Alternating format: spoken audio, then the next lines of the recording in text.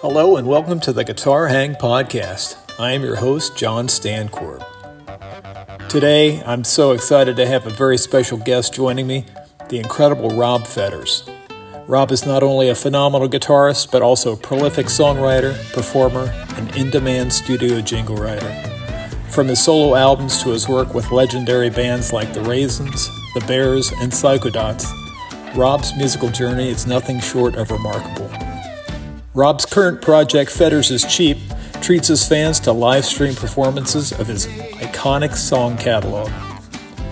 Rob will be rejoining his bandmates, the Raisins, for a trio of reunion shows at the renowned Woodward Theater in Cincinnati, Ohio, early March 2024. Please make sure you hit the subscribe button below and ring the bell for notifications. Now, let's hang with Rob Fetters.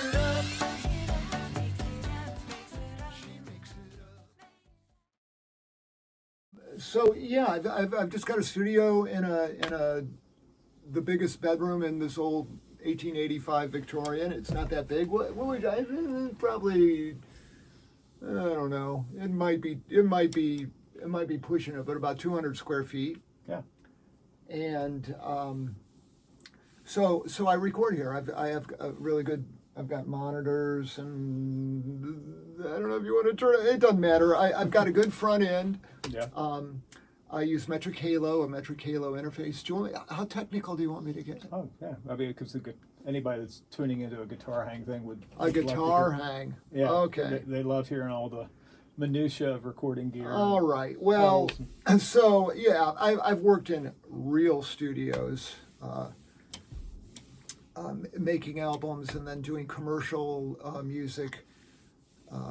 In a really big tricked out studio, so I've had that wonderful kid in a candy store experience, but I've always liked to record myself, even from like having a 4-track TAC just out of high school. And hey, look, you can make it sound backwards by making it backwards. But gradually I think I decided probably over 25 years ago when ADATs were happening that I realized I could actually I could record as well as any studio I'd ever been in, as long as I had a good signal path. So I've got some Amec pre-EQs from the 90s that I love. I have to get them recapped from time to time. I've got an old 1178 compressor. Yeah. I've got a nice Grace pre-EQ in case I don't want any color in a recording or things like that. Yeah. And a fairly good collection of mics. I've got a Wonder that, here, let's look at the Wonder's so big and fat and beautiful. It's a CM7. Oh, beautiful. I use this baby a lot. Let's hold it. Let's talk about the mic. There it is. Things like this. It's the Wonder. Yeah, it's a Wonder CM7 glass tube, not a metal tube, but a glass tube. And I've been using this for a long time, and I keep sending it back to Austin because they discover something new about it that'll make it sound better. It's a lovely mic. It's based on a U47. And I've got some Palusos and this and that and some ribbons, and I've got a U87 that is just great from 1970 that I chanced into that got modified by a fellow named Bill Bradley in Nashville. And I know 87s are kind of the ubiquitous tool in real studios. But this one is just sweet. Sounds great. Anyway, so I go in analog. Yeah. My analog signal path is really good, but then once I go in the box, into whatever Mac Pro du jour we've got, I just stay in the box. Yeah. The other thing I do on stuff that's critical, like albums for bands or my own, is I get them mastered. Yeah. And I've discovered I can I'll just put an ad in here for Richard Dodd. Yeah. Fantastic engineer, period. Fantastic set of years and sensibilities in Nashville. And I love Richard, and he has really done a good job with album mastering and things like that. And it's something that you send off, and he does yeah. Now, I used to be able to go visit him, but his studio is now in his house. Yeah. He had a little house where he's mastering that was just down the street. I mean, like a few houses from Blackbird. Oh, wow. So, Yeah. He gave me a tour of Blackbird. Oh, yeah. Which is... I've only seen the videos, but it looks... Yeah, like 300 times as complex as my studio. Right. But, I just record 1 or 2 tracks at a time. Right. And get it right. It seems like if you're working on things, getting it right the first time as it's going down, yeah, that saves a lot of... It's very expedient because at the source it came in great. So there's probably not a lot of sculpting and things that are going on. Well, I do that. I mean, trying to, if the vocal mid-range is in the same place as the guitar mid-range, something's got to go. Yeah. Something, or you just, things won't be balanced. Yeah. In fact, Richard's British. I worked with a wonderful English-bred engineer here in Cincinnati, Austin Garrigan, and I guess in England they don't call it mixing; they call it balancing, and I think that's a better way to Right. look at it. Yeah, like a Calder mobile or something where everything is. Is that what those are called? Those. Well, Calders, yeah, Alexander Calder. Where everything is kind of, Yeah. Now I'm going to start tripping off into Philadelphia, where he's from. I think was it his father or grandfather did the statue on the top of City Hall there? Anyways, but we digress. Yeah. And once I'm in the box, I use Digital Performer because that's what I learned on. That was the digital audio workstation. I can bounce out tracks in or out of anything else, Nuendo, which is really good. I like a lot. Pro Tools, which is everywhere, and it's a wonderful thing. Yes, I've used Pro Tools a lot, and whatever. My son uses Logic. I use Digital Performer. We record on the same projects, and everything works. It didn't used to be so easy, but now we've got it down. And a lot of plugins. I love Steven Slate's digital plugins, his tape emulations. I try to not go for plugins that are proprietary, except for some Metric Halo stuff. No tricks other than just spending a lot of time mixing, stepping away from it, coming back, tweaking. Yeah. Well, all your albums have what I consider ear candy, little things that are in that kind of, and they bloom with repeated listening. I just drank your tea. You just christened my tea. This is my tea. Bless you. Thank you. Yeah. Oh, and you got a Revolver era mug. I apologize for drinking John's tea. That's all good. That was pretty good. Cons a comment. I'm having mint with green tea. Very tasty. Well, we're talking about just recording, trying to get trying to get stuff to sound right. One thing I've always done, and a lot of it, it was very much reinforced by doing commercial music, which while it was, that's real work with real deadlines. It's also the advertising business is a lot cleaner. Yeah. As funny as that might sound, than the general music business, because you do work and they do have to pay you and they get the contracts straight and things like that. Yeah.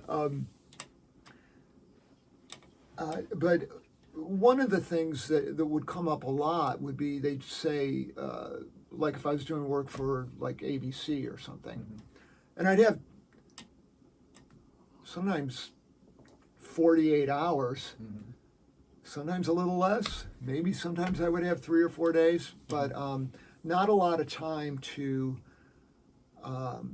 do tracks that sounded just like Kiss or AC/DC Right. or Django Reinhardt's Hot Band. I mean, just anything, or orchestral things, something like that. And so I would have the source material, they would have the rights for a song. Or Queen, you know, let's go with Queen since their guitar player is a physicist apparently. Yeah. Something about the mic placement. Right. And because of that, you know, I couldn't have the gig unless I could make it sound like right. We Will Rock You. Right. And Thomas Roy Baker wasn't handy. Yeah. You know, and Right. neither was a giant SSL G series, Yeah. Right. you know, mixer or anything like that. We had a fantastic MCI mixer at Sound Images, where I used to work, and but I would A/B things with those. Does this really sound like that? Yeah. And it reinforced this belief I've always had that even though I'm in the provinces here, I'm in Cincinnati, Ohio. I never thought, well, I'm just going to try to get a Cincinnati sound or a local sound. Right. You know, if I have a song that kind of sounds like a song off 10 Summoner's Tales by Sting, Right. I'll put the record up. Right. And go, does this sound is good? You know, oh, where's the low end? Or Yeah. something scooped in the middle or whatever. So I think that's a good thing to do. I don't do that as much as I used to, because I have other ways of making sure I've got a good sounding mix. But I think that's a great way to be your own harsh critic. Right. And it's funny sometimes. You know, you put AC/DC makes some pretty damn powerful, heavy music. Yeah. I know. I would. And it's exciting to hear those mixes. But when you really listen to them, you know, the guitars are not huge. They're EQ'd and sculpted, and that's, you know, you hear Angus there, and whichever singer there, and things pop out better. There's a dynamic quality to the mixes. And I don't mean just volume. When I mean dynamics, I mean just what's where. Right. So it pops. And I think that that has helped me try to make good records, because it's really all I care about. I care about how records sound. It's the only thing. But it's also I care because I know it's the one thing I can control. Right. Yeah. It's a philosophy of life too. The only thing I can really make a change in is stuff from here on back. Right, yeah. That's good during the holidays to remember, folks. I don't know when this is going to show, but it's 2 weeks before Christmas here in Cincinnati. Yeah. The amount of forecasting that you have to do to be able to see down the road is what's going to go where. You know, you kind of have to be able to picture where everything's going to. Yeah. A case in point is Tom Petty was being interviewed, and he was talking about Brian Wilson and his producing skills. And when he would combine certain things like a harpsichord with a banjo and some other things, when you're coming up with those concepts, you have to know pretty far down the road what you're in for when you're putting certain things together. So I would think that that's a skill that you've refined greatly over 4 or 5 decades, knowing what things are going to sound really good together. Yeah. Sonically. Yeah. What can I do that are little ear candy things that maybe haven't been done before? Because obviously the Beatles being a major inspiration. Sure. And Todd Rundgren. Very right. good with ear candy. Yeah. I mean, you can just, I can listen to some Todd stuff and just zero in on what the heck is that strange early synthesizer doing. Right. And Yeah, I always like that stuff, and that helped me also doing commercials as well, because good recordings have that kind of thing in them. Yeah, to make records that are not fatiguing to listen to, that are just a beautiful thing to hear over and over again, it will allow you to get to the point of wanting to seek out those things if it's a good listen, because there are some recordings that might have some great playing on it, but as a whole it's not an easy listen, a digestible listen. Yeah. Because the thing I love about Mother is the fact that there's so many different landscapes of things. A song like Embarrassed is completely different than the opening track and so on. But I love the balance, having a piano track and then having something really cool, interesting slide. There's so many treats along the way that you listen to the whole thing. It's like, that was a little journey, a little 3-minute journeys 10 times. Cool. Yeah, that's the whole aim. Yeah. And as long as you mention piano, I want you to know I am a terrible piano player. I could barely sit down and play Happy Birthday at a party. Yeah. But left to my own devices, I can play like a measure at a time. Yeah. And on Mother, I find, and this is from years of doing keyboard stuff, and whenever it's over my head, I call in somebody. But and maybe because of the pandemic, I wasn't playing with a lot of people, but I was playing more keyboards. And I don't know, I started doing this thing where I'm just kind of like punching the damn thing, and it really fixed my rhythm. Yeah.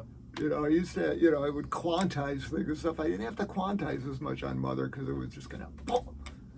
And whatever this, who knows, $200 keyboard controller, $300, is that what it was? Yeah, it's kind of slightly weighted, but I got a little bit better on that, and I kept thinking I was going to call in my friend Steve Schmidt, who's a fantastic jazz pianist. We're old friends. But what I did on Mother's, I kept thinking, now what would Steve do? Because I was just kind of demoing it for him. What would he do? And by the time I was done, I knew that if I called him in, he'd say, well, why do you want me to do this? Something is already, yeah. And I even called him, I should owe you money because I'm trying to play the way you would play.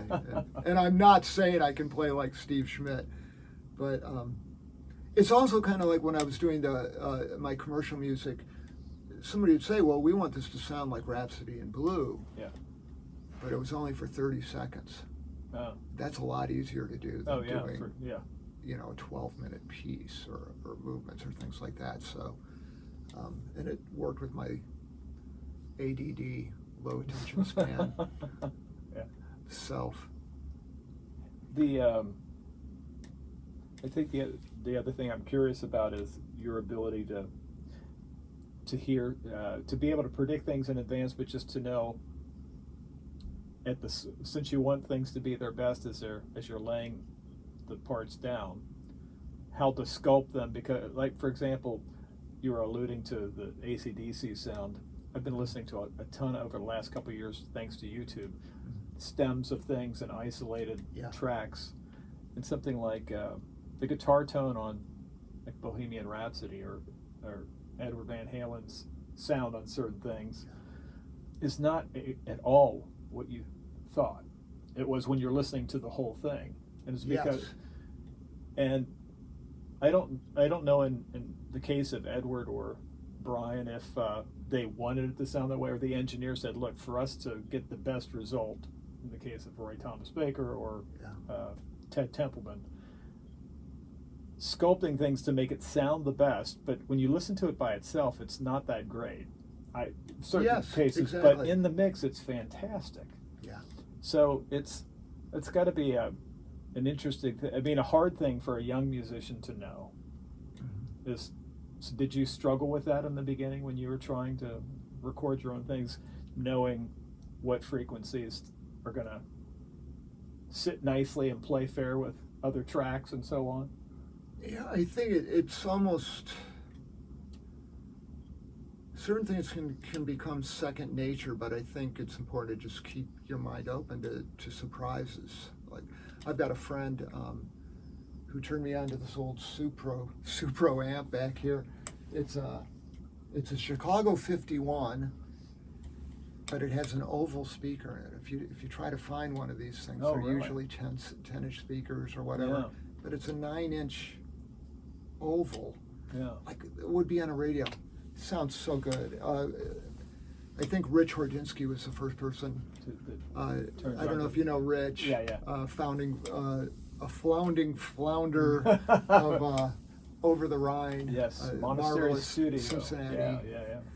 Band, and a great engineer and a great resource and a great friend of mine. But he's been telling me about oval speakers for a while, and I just didn't try one. Then I tried it and I realized, well, this thing's talking. It's really getting it's translating this guitar better. So I started using that, and that sound kind of determines where the other things are going to be in a mix. Yeah.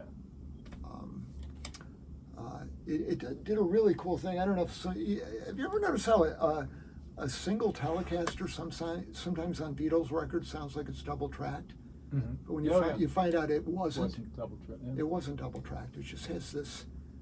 I don't know if it's the wood or there's some kind of resonance in the guitar that gives it that, and a nice little amp. Yeah. Can pull that out. Yeah. But I don't think a really big loud amp does it as well.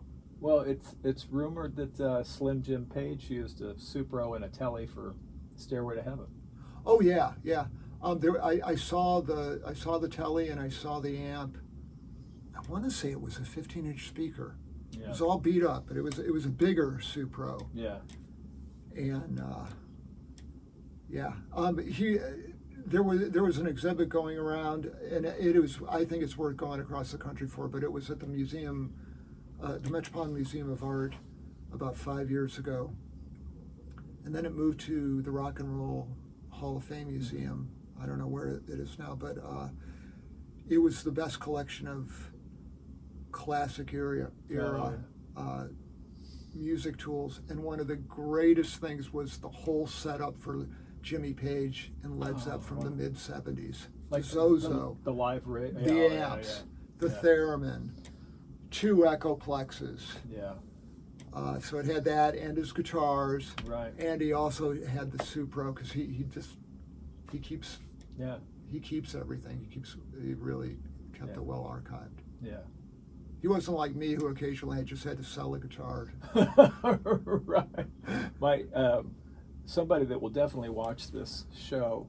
A little shout out to a guy named Bruce Callies, and Bruce has the distinction of being your number one Fetters Is Cheap fan. He's watched every single episode. God bless Bruce. But Bruce once,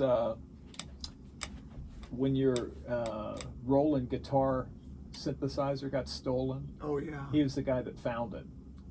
And you came and picked it up at Buddy Rogers Music and shed it. Yeah. Somebody had stolen it from you, and you gave him a Raisins shirt. So he was very thrilled about that story, or retelling of that story. Wow. I forgot, because that guitar got stolen again, and it never came back. We've been ripped off. I guess 2 major rip-offs and a minor one or two. Somebody just snapping a guitar. Right. During a load-in, those kind of things. Yeah. That's another thing. If you're a new guitar player, people steal guitars really, really quickly. Yeah. So, like, if you're loading in, don't just leave your door, the van open or whatever, and go into the gig thinking you're just going to come right out. Because what happened to us when we found out was that people were watching us. No, yeah, would make sense. Yeah, and so we got kind of scoped out. And the people that will watch this that are not from Cincinnati and don't know the Raisins legacy will appreciate what I'm about to say, because every town has, Liverpool had the Beatles. That was their band. So when Yes. the Beatles left, people were just completely crestfallen because that was their band. Girls were crying on the street. They were ours. But I think every city has their band that's kind of like, and I've said this to you before, or like their Beatles. But in the last 3 to 4 decades, there's so many great. Cincinnati does have an amazing group of musicians, and we really are very fortunate to have so many greats. But having said that, if you were to interview everybody individually and say, hypothetically speaking, what would Cincinnati's equivalent of the Beatles be? The Raisins. And it in some ways, there's so many people that thank you because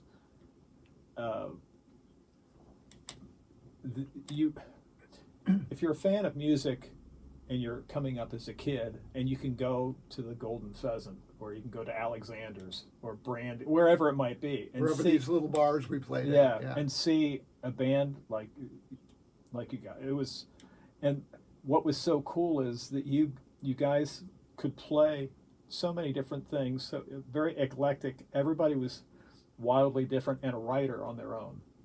First of all, that's unusual. 4 writers, 4 singers, 4 great musicians. Very rare to find that combination. But the thing that, to me, that was most special was your irreverence and your sense of humor. The fact that you would have a CG&E disconnect notice hanging off of one of your monitor wedges. Yeah. That you'd taken from the house earlier and put it on.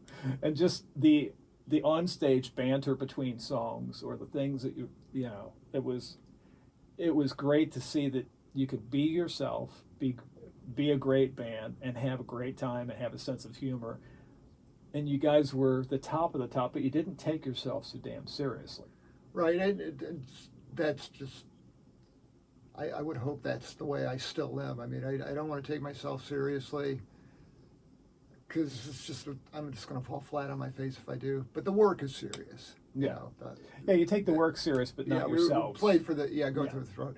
Yeah, the Raisins, our strength was our weakness at a larger, a meta success way, because I don't think we were going in 4 different directions, but we were going in 3. Right. We had, I want to say, like an art rock side. Yeah. There was definitely this like funk R&B side, and there was this Brit pop side. Yeah. Especially for me and Bob, because we grew up on British pop songs, and it actually I wouldn't even say it was so much the Beatles or the Stones, it was the Kinks. Yeah. Yeah. And that was the thing, I think, even though I didn't get to see a lot of the live early Kinks, what I do know about them, having studied, listening to their records and reading books and things, was it was so combustible.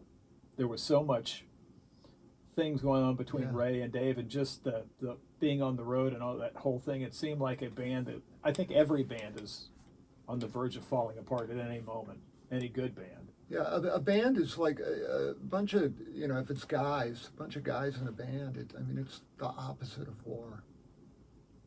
It can become, right, pretty feisty, in there, but when it's working together, it is exactly the opposite of war. And so I like that. Yeah. Because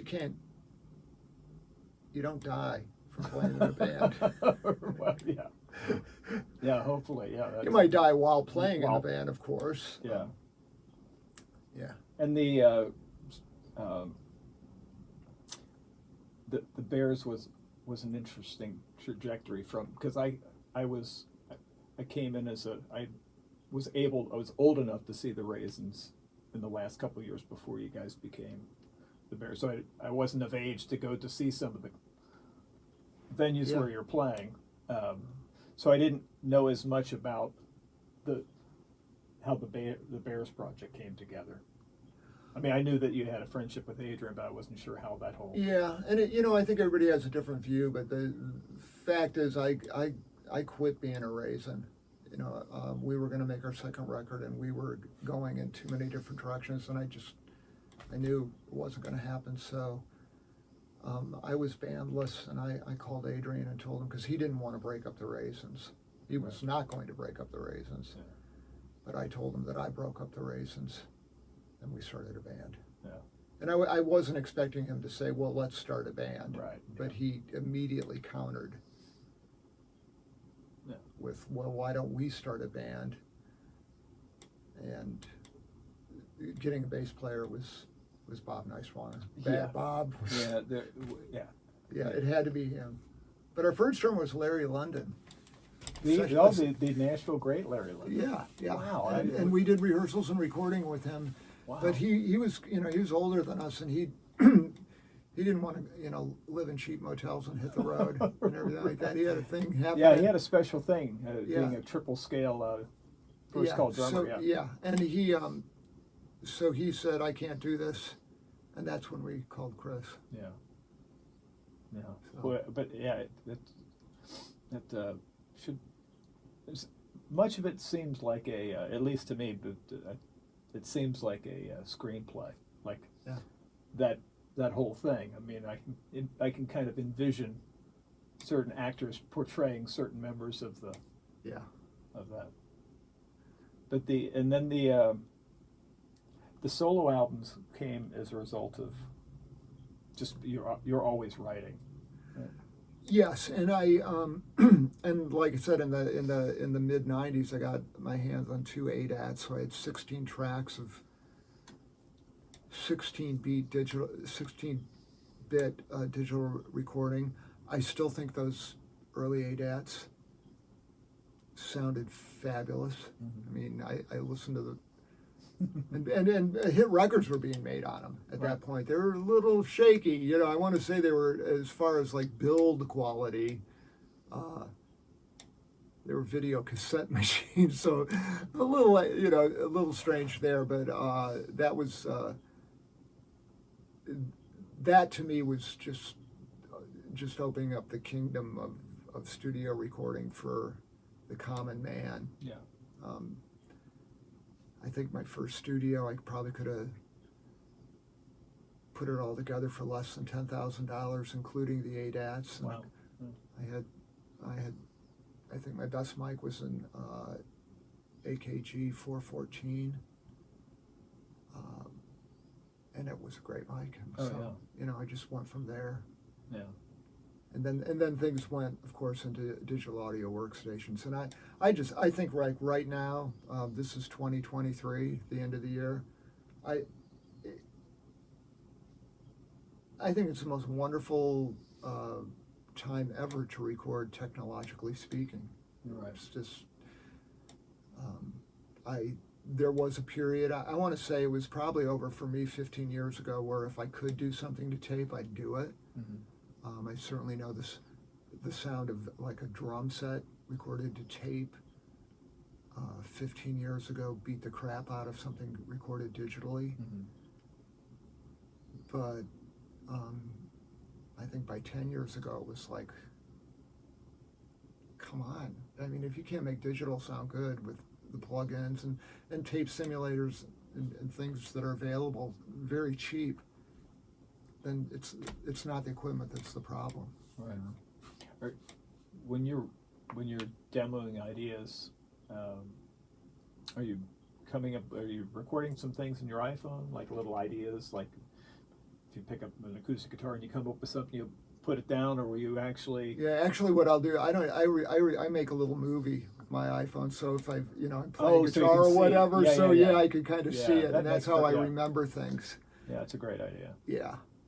I remember years ago, a group of us were at a music store where I was teaching. Maybe actually it's much long ago than that, but we were listening to one of your tunes, and somebody swore that you were tuning your G string up to A. Like, I think he tunes that. I did, yeah. Yeah, and I for the life of me, and it's funny the things that you remember. I mean, that conversation probably happened around 2000 or so. I don't know when it was, but it sticks with me.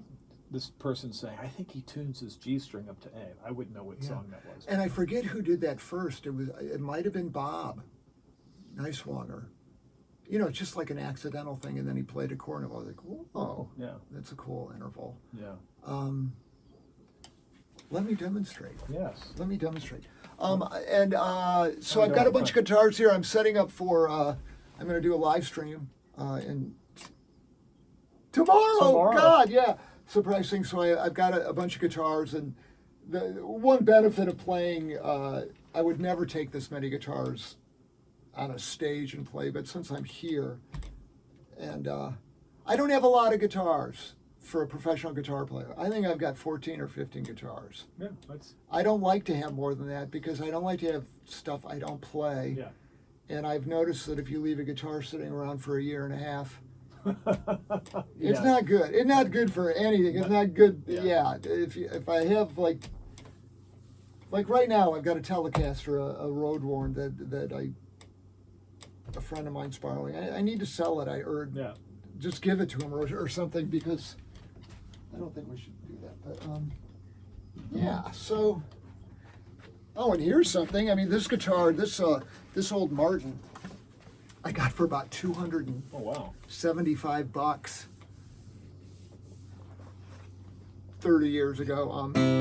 It's tuned down a whole step. Oh, okay. For brother, mother, so I can perform it tomorrow.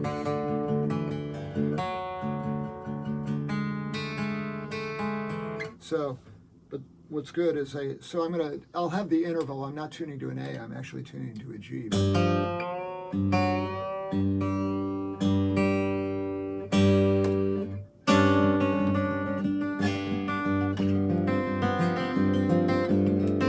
So, you know, a shape like that we all know. It's suddenly Nice. Yeah.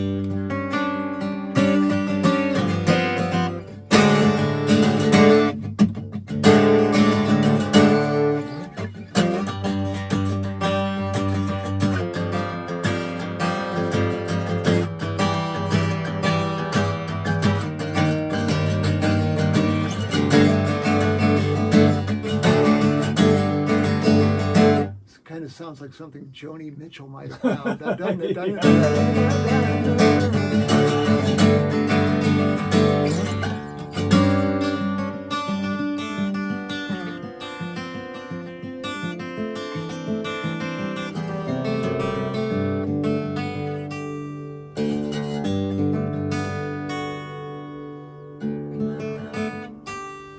Anyway. That's really cool. So lots of different tunings. Another tuning that's really that I love, and I'm not going to do it because I don't want to mess up where we're at, is one that Adrian came up with.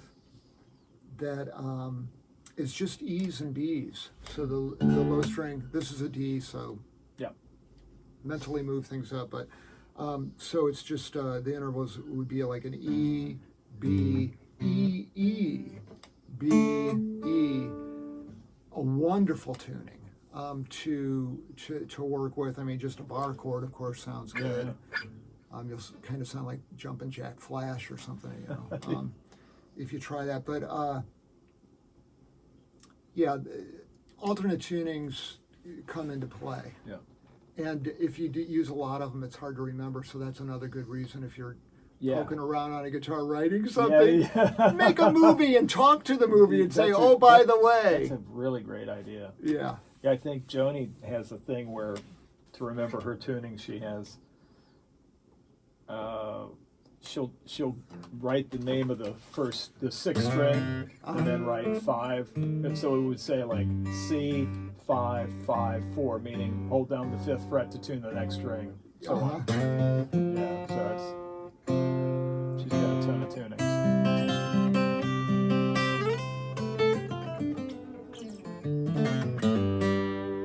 Yeah, the one thing that my buddy Bruce and I talk about from time to time is just the you and I had talked about this, the riff to the Dr. Robert that you guys would do, playing that, singing that, and playing that was such a badass thing because it was.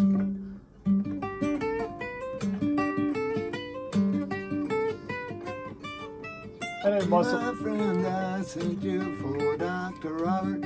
I don't know, like both halves of your brain have to go in different things. Yeah. Well, McCartney does that stuff beautifully, but nothing.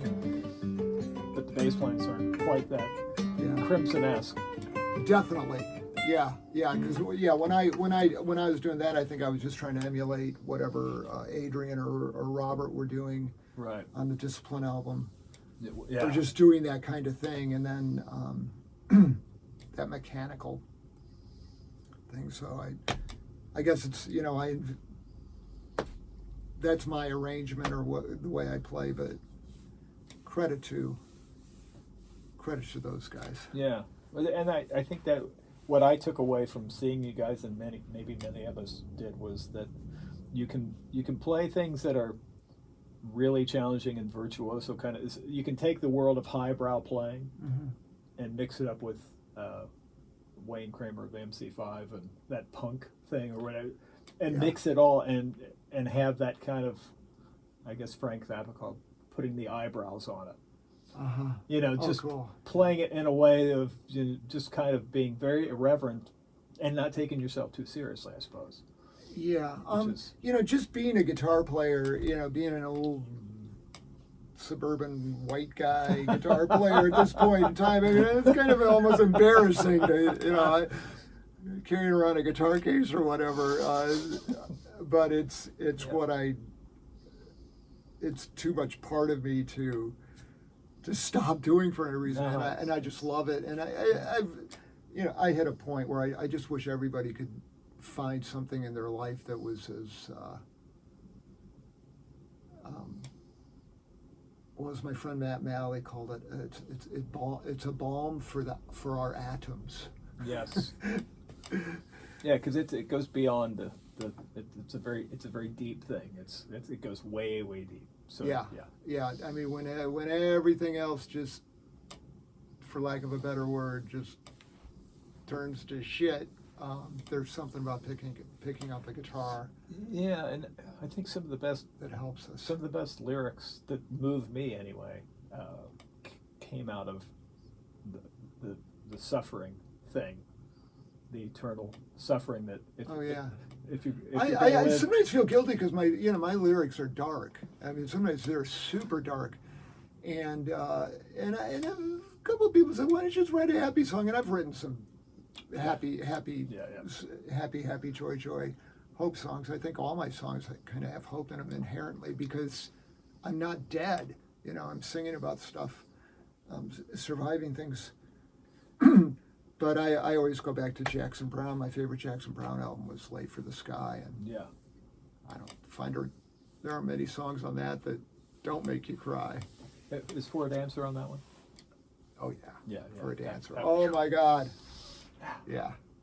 Yeah, I love that song, and I recently rediscovered it because on my Apple playlist or whatever, Katie Segal did a cover of that. And I was like, man, I really like her take on that song. Yeah. But yeah, that one's that gets you. Yeah. It's in the feels, and that to me that's my favorite thing, and that's the excitement for me is talking to somebody that comes from that you're every bit in the Jackson Browne lineage lyrically as well as you would be in the Jeff Beck pantheon or Pete Townsend. Oh well, that's cool. Thing. Thank you. More. No, but seriously, to bring those two worlds together, it's to have those sensibilities and to be able to have the skills on the instrument to not have to play. The things that you come up with always serve the song. Live, you may stretch those out, and extrapolate on those ideas and have fun with it. But it's you don't feel the need to. Your songs are by no means a vehicle for you to solo over. Yeah, I don't. I have no patience with I'll just come out and say it. I have no patience with guitar players who are obviously Right. there to show their prowess on the instrument, because again, looking at things from a more Marcus Aurelius point of view, Yeah. In 20 years, who the fuck cares how Right. fast you can play? Because you're dead, and well, in my case, I'm 69, so well, maybe I'll be here in 20 years. I'd like to be. I think I'd like to be, but chances are. But the thing that I like to have ideas. I think ideas can last longer than the performance. Yeah. So hopefully my ideas would stick out, and I do want to play well. I mean, my God, I really enjoy listening to musicians that are no longer with us and what they played. But I'm not gonna win a contest like a speed contest or anything like that. Plus, I played in a band with Adrian Ballou, and which is so much fun and so fabulous. And playing with a musician of that caliber, and speaking of ideas, it's not just that he's technically really good, because he is, but this thing up here, that is helping to pop things in different directions the way Adrian does, served as a form of enlightenment for me, because playing with him, kind of like if I was playing with Jeff Beck or something, right. I mean, he's like whoa, and I mean, it's just a compliment to be able to stand next to him and play. I mean, that's all the ego gratification I need. The guy's not pushing me off the stage. But he's so fantastic that way. So I've learned. That was really good too. It's a good education to work with somebody like that.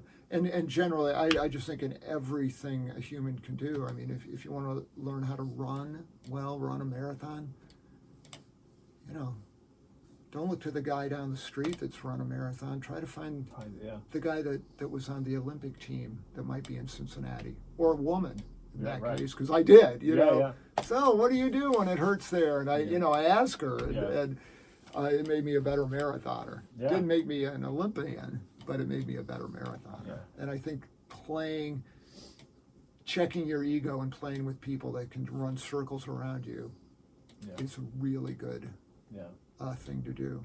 I think when you have more interesting ideas as a lyricist, and you're coming from a place of songwriting, it only makes your guitar playing better, because you're trying to serve the narrative of what's happening within the song. And oftentimes your solos allude to, or they're connected to, it's never a separate, this song has to have a guitar solo. Right. Everything that's happening guitar-wise is serving the greater idea of what's happening in the song.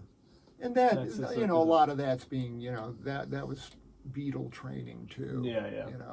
I was always happy to hear a guitar solo in the Beatles, and like a Paul solo, whoever picked up the instrument in the studio. But I just love George. I think one thing I got from George's playing, the little spots where he would do a solo, was that they were always solos you could sing. You could always... if you could sing with those intervals, but you know what I mean.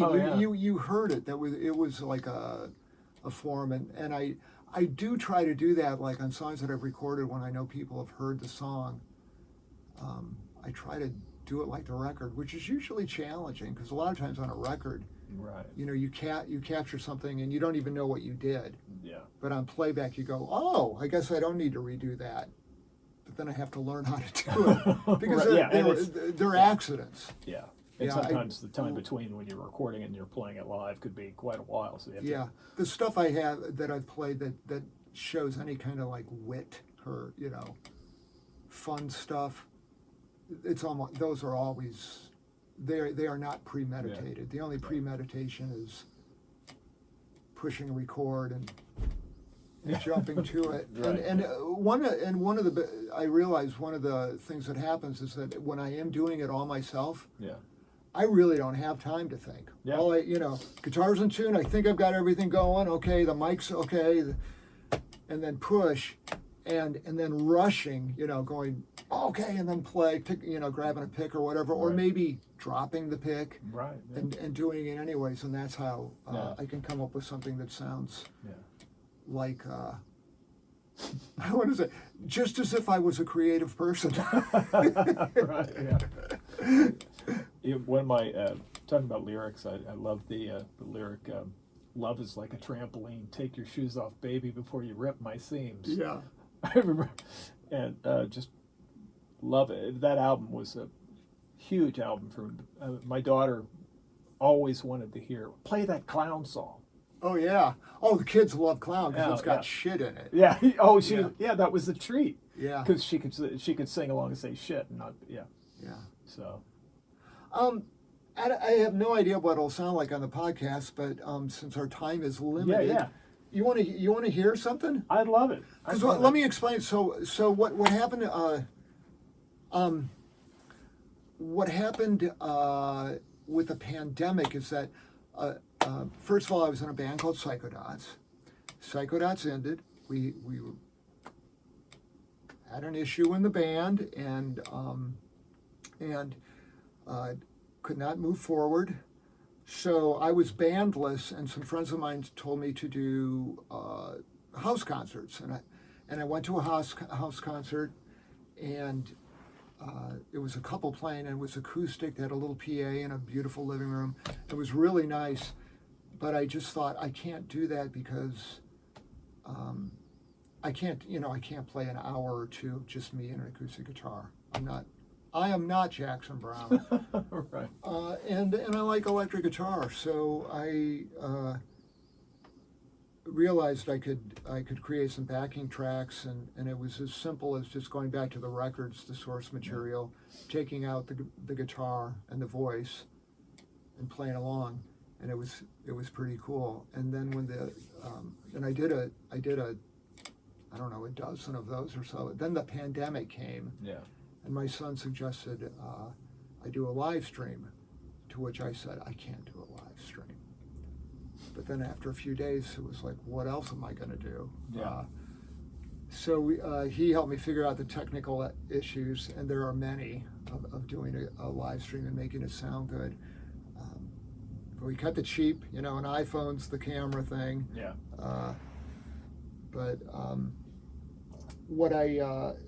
I just brought the Rob karaoke thing into my studio, and then for 13 straight weeks, every week, I would do like a new bunch of songs. I just kept going back to 2-inch tape or ADATs. I found an ADAT machine that actually worked and transferred everything to a digital audio workstation and remixed everything for that. And so that's what I'm doing with these live streams, and I'm still doing it. And it's been fun because now I've done 2 albums where while I'm recording the record, I'm thinking, now am I going to want to do this live or not? And some songs, no, I am not going to play that live, but a lot of them I have been able to. Yeah. So should I do one? Yeah. Yeah. What the heck? What the heck? I don't know if we're going to be in stereo with your phone, but what might be good? What might be good here? Well, let's see here.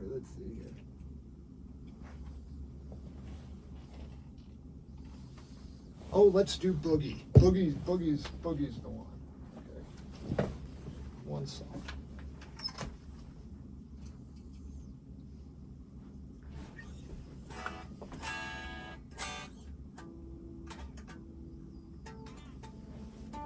This is the Schneidercaster, a parts caster made by Dave Schneider. Our good buddy Dave Schneider does lovely work. Oh my gosh, I love him like a brother.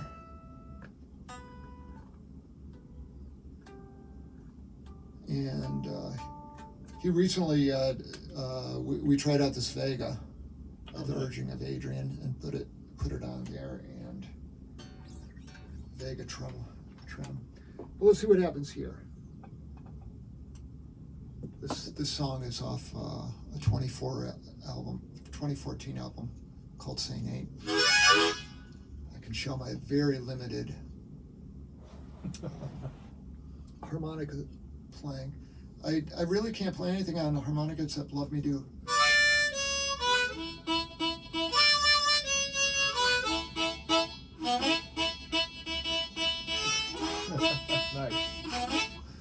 Okay, I learned how to do that when I was about 11, and that's as far as I went with the instrument, but I managed to reorder those.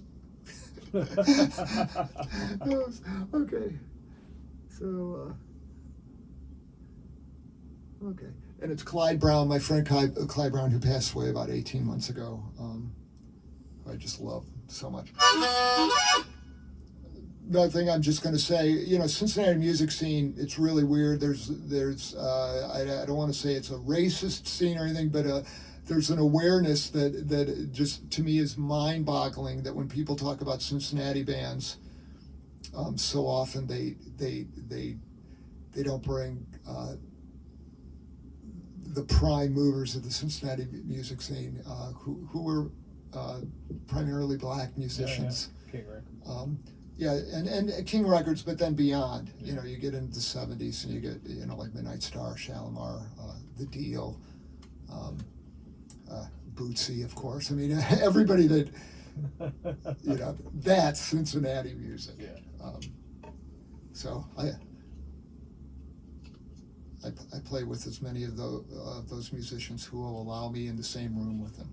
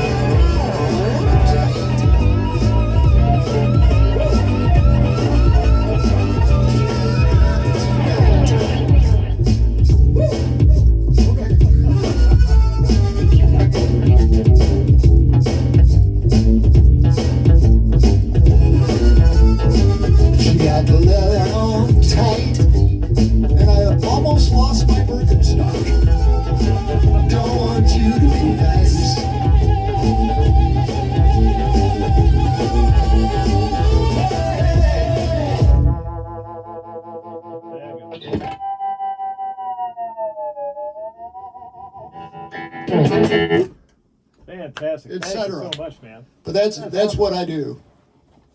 Or that's what I've been doing now. I feel like I'm auditioning for my next band, but nobody's called lately. Nobody's calling you. Yeah. That's beautiful. The what do you have a name for the multicolored guitar with the camo? Oh, paint. Paint. Yeah, that's call it paint. Paint. Yeah. Beautiful. Rob, this is the 15-year-old in me would not have believed this would ever happen. Oh, wonderful. You know? Yeah. Like, holy shit. Oh, that's just great. Really? Yeah. Well, You know, if you were to tell me, yeah. Yeah. When you're pushing 60, you're going to hang out with Rob and be in a studio, and he's going to show you the how the sausage is made. I'd be like, holy shit. Well, it's wonderful for you to say that. That's always the way I feel when I meet people. Yeah. That I love. I mean, usually, like I did get to meet Jeff Beck once. I got introduced to Jeff Beck by Adrian. It was like, oh, and I swear, I mean, I just was like, he stuck his hand out, and I just said, I love you, and he was so wonderful. He just batted his eyes at me, and yeah, I've been able to talk to Todd Rundgren, my other wonderful. I mean, my favorite rock star, probably. I don't know. It's either Keith Richards or Todd Rundgren, but just for rock stardom and wonderfulness. But I've been able to talk to him for a while, and I did the same thing.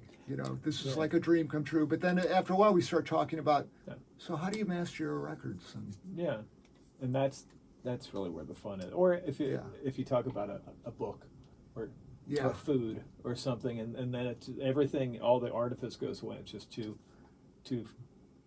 new friends hanging out talking about life, and that's the beautiful thing. I have yet to meet a famous person who hasn't been really nice. Yeah.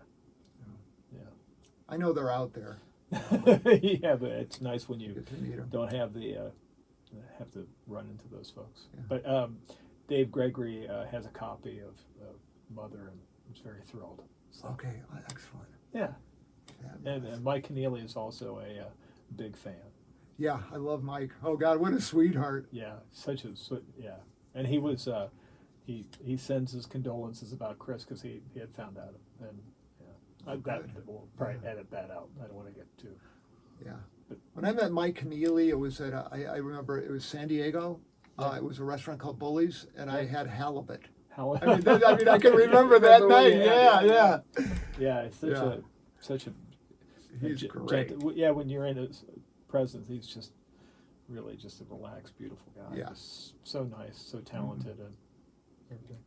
Yeah, freakishly great guitar player. And to be able to, but again, a guy that is, as much as he's enamored with all the things that you do, and the Beatles, and Todd, and Andy, and Dave, and all those guys do.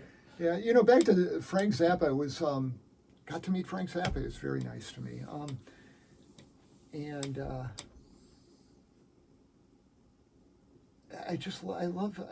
I think it's Frank who said that music is just a way to decorate the air.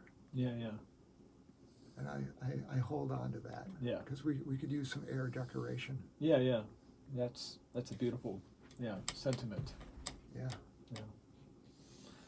Rob, man, we're shaking hands. We're making a deal here. Yes, a peace accord. Yeah. We're signing a peace. Yeah. If you can add any audio enhancement to this mono recording you just did, whatever, or whatever. But thank you for your service to guitar players. You're wearing a Norman's rare you gotta guitar love Norm. thing. Oh, I love Norman. Norman. I've been to Norm's twice, and Norman's there. I know. Very sweet guy.